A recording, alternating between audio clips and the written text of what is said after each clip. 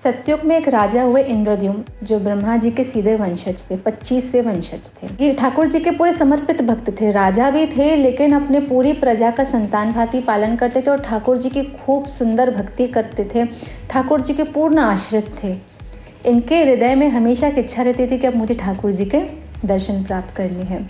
इन्होंने एक बार एक ब्राह्मणों विद्वानों की सभा बुलाई और सबसे कहा कि मैंने 3 पुरुषार्थ प्राप्त कर लिए हैं, अर्थ, धर्म एवं काम। अब जो चौथा पुरुषार्थ है मोक्ष, उसके प्राप्ति के लिए आप सबको मेरी सहायता करनी पड़ेगी। मैं बड़ा इच्छुक हूँ कि मैं बाकी का जीवन ठाकुर जी को समर्पित करके ठाकुर जी के चरणाश्रित रहकर जीऊँ। तो विद्वानों ने सारे तीर्थयात्रियों को बुलाया। राजा ने कहा कि आप सबको मेरी सहायता करनी पड़ेगी ठाकुर जी के दर्शन प्राप्त करने के लिए। आप मुझे ऐसा स्थान बताइए जहाँ पर मुझे ठाकुर जी के साक्षात दर्शन प्राप्त हों। तो सारे विद्वानों ब्राह्मणों ने सारे तीर्थयात्रियों को बुलाया, जो समस्त विश्व की भ्रमण करते रहते थे ताकि वो ठाकुर जी के अन्य अन्य तीर्थों को देख सकें। सारे तीर्थों ने आके अपनी अपनी राय दी, लेकिन एक तीर्थवासी आया जो तीर्थों में भ्रमण करता था। उसने कहा कि मैंने तो विश्व के सारे तीर्थों का भ्रमण किया, लेकिन एक ऐसा स्थान है जहाँ पे ठाकुर जी साक्षात प्रकट हैं।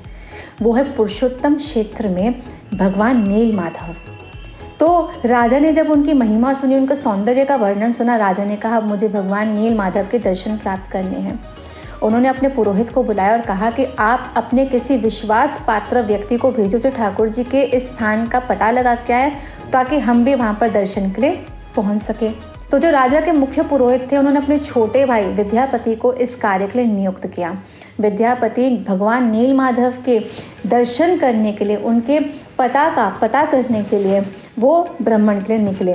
तो जब वो भ्रमण करते करते यात्रा में आगे पहुंचे तो उन्होंने देखा दूर पुरुषोत्तम क्षेत्र विराजमान है और उसके मध्य जंगलों के बीच में एक नीला कलर का एक माउंटेन है, एक बहुत बड़ा पहाड़ है जहाँ पर एक अलौकिक सा एक सौंदर्य छाया हुआ है। तो उन्होंने उस पहाड़ की ओर अपनी यात्रा आरंभ की। मार्ग में उन्हें मिले सवर जाति के लोग। वो उन लोगों के पास जाकर बैठे तो उनके मुखारविंद से भगवान नील माधव के सौंदर्य का, उनके लीलाओं का वर्णन सुन के मंत्रमुग्ध हो गए। तब जो सवर जाति के मुखिया थे विश्ववासु, उनके पास जाकर उन्होंने अनुरोध किया कि मेरे जो राजा है वो यहाँ पर एक विशाल मंदिर का निर्माण करना चाहते हैं एवं भगवान नील माधव के दर्शन प्राप्त करना चाहते हैं। विश्ववासु जानते थे कि राजा के यहाँ पर पहुँचते ही ठाकुर जी अंतर्ध्यान हो जाएंगे। तो विश्ववासु ने कहा कि मैं तुम्हें अर्थात विद्यापति को दर्शन अवश्य कराऊंगा, लेकिन तुम्हारी आंखों पर पट्टी बांधकर लेके जाऊंगा ताकि भगवान नील माधव कहाँ विराजमान है ये तुम नहीं देख पाओ। लेकिन विद्यापति ने हाथों में सरसों के दाने पकड़ लिए और आंखों में पट्टी बांधकर उन्हें जब ले जाया जा रहा था तो वो अपने हाथों से उस सरसों के दानों को रास्ते पे फेंकते हुए जा रहे थे।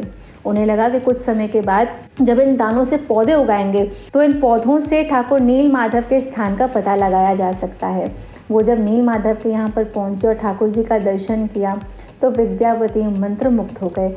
ठाकुर नील माधव जो थे इंद्र नीलमणि रंग के थे एवं उनकी आँखें, उनके जो मुखारविंद है, उनके जो कर कमल हैं इतने सुंदर थे, उसे देखकर वो मंत्रमुग्ध हो गए। ये दर्शन प्राप्त कर विद्यापति वापस पहुँचे राजा इंद्रद्युम्न के पास और उन्हें ठाकुर जी के सौंदर्य का वर्णन कर सुनाया।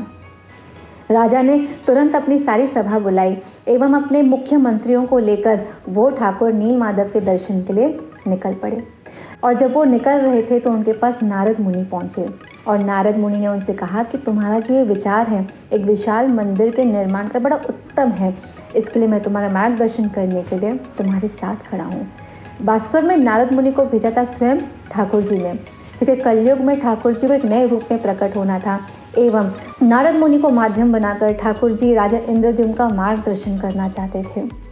अब जब राजा ने अपने पुरुषोत्तम क्षेत्र की ओर यात्रा आरंभ की तो मार्ग में ही उनके पास ओडिशा के राजा पहुँचे और उन्होंने बताया कि हमारे यहाँ पे एक बहुत बड़ा तूफान आया जहाँ पे हमारे ठाकुर नील माधव स्वर्ण रेत के नीचे अदृश्य हो गए हैं।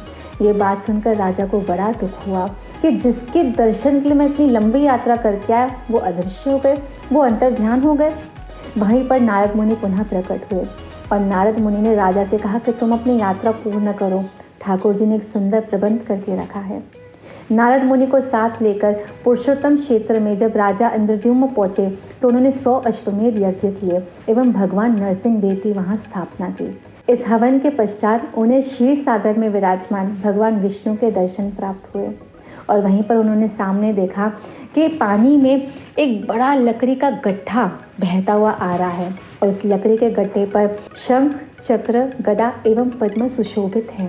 राजा इंद्रद्युम्न उस लकड़ी के गड्ढे को देखकर आश्चर्यचकित हुए। इतने में वहां पर एक आकाशवाणी हुई और कहा कि राजन, तुम्हारे पास कुछ दिनों में एक वृद्ध शिल्पकार पहुंचेंगे और वो 15 दिन के भीतर इस लकड़ी के गड्ढे से भगवान नील माधव के नए विग्रह की एक स्थापना करके देंगे और वो इस लकड़ी के गड्ढे से भगवान नील माधव के नए विग्रह का निर्माण करेंगे। तुम उसी ठाकुरों को विराजमान करना और तुम उस क्षेत्र में एक भव्य मंदिर का निर्माण करना और उन ठाकुरों को विराजमान करना। उस लकड़ी के गड्ढे को लेकर जब वो पुरुषोत्तम क्षेत्र में वापस पहुंचे तो राजा के पास एक वृद्ध शिल्पकार पहुंचे और वो शिल्पकार और कोई नहीं, स्वयं विश्वकर्मा जी ही थे। उस वृद्ध ब्राह्मण ने राजा के सामने एक शर्त रखी कि जब मैं ठाकुर जी का निर्माण कर रहा हूँगा तो मेरे कक्ष में कोई भी ना आए और अगर किसी ने बीच में हस्तक्षेप किया तो मैं ठाकुर जी के मूर्तियों का निर्माण वहीं पर अधूरा छोड़कर अंतर्ध्यान हो जाऊँगा। काफ़ी दिन तक काम अंदर चलता रहा। एक दिन अचानक से अंदर से आवाज़ें आनी बंद हो गई तो राजा की पत्नी को बड़ा भय हुआ। उन्होंने राजा से कहा कि अगर ये इतने वृद्ध शिल्पकार हैं, अंतर कक्ष में इनको कुछ हो गया हो तो राजा की पत्नी अति भयभीत हुई क्योंकि शिल्पकार अति वृद्ध थे। उन्हें ये लगा कि अगर उन्हें कुछ हो गया तो हम पर अपराध न चढ़ जाए, इसलिए उन्होंने राजा से अनुग्रह किया एवं कक्ष खुलवाया। लेकिन जैसे कक्ष खोला गया तो वहाँ पर वो वृद्ध शिल्पकार खड़ा था जो अचानक से अंतर्ध्यान हो गया और भगवान नील माधव जो अब जगन्नाथ जी के स्वरूप में प्रकट हो चुके थे, उनकी विग्रह आधी अधूरी रह गई। इसलिए जब हम जगन्नाथ जी के दर्शन करने जाते तो हम देखते हैं कि जगन्नाथ जी के हाथ नहीं हैं, उनके पैर नहीं हैं। क्यों? क्योंकि ये कहा जाता है क्योंकि ये निर्माण जो है वो अधूरा रह गया था।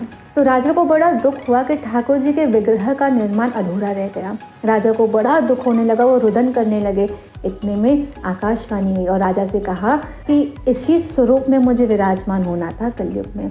यही मेरा रूप है जिसमें मैं कलयुग के प्रत्येक जीव का उद्धार करूंगा। इसी स्वरूप में मुझे विराजमान किया जाए। इसलिए जब हम जगन्नाथपुरी जाते हैं तो जब हम ठाकुर जी के दर्शन करते हैं हम देखते हैं वहाँ 3 विग्रह हैं। वो 3 विग्रह और कोई नहीं, जगन्नाथ, भगवान बलभद्र एवं सुभद्रा मैया हैं। जो ठाकुर जी, उनके भाई बलराम जी एवं उनकी बहन माता सुभद्रा का स्वरूप है और वो साक्षात स्वयं ही हैं। तो कलयुग में अगर आपको ठाकुर जी की सरलता से कृपा प्राप्त करनी हो तो एक चीज़ अवश्य कीजिए, जगन्नाथ जी के दर्शन कर लीजिए, क्योंकि कलयुग पतित पावन हमारे ठाकुर जी जगन्नाथ के स्वरूप में प्रकट हुए हैं ताकि हम सबका उद्धार कर सकें। और एक चीज़ हम देखते हैं कि जगन्नाथ जी के नेत्रों पे पलके भी नहीं हैं। इसका कारण ये है कि ठाकुर जी 24 घंटे 8 प्रहर अपने भक्तों पर अपनी कृपा दृष्टि बरसाए रखना चाहते हैं। वो नहीं चाहते कि उनकी कृपा से उनका भक्त वंचित हो, इसलिए वो कभी अपने नेत्र ही बंद नहीं करते। तो आप सबसे ये अनुरोध है कि ऐसे हमारे पतित पावन हमारे प्यारे जगन्नाथ जी के दर्शन अवश्य कीजिए एवं एक बार मेरे साथ बोलिए जय जगन्नाथ।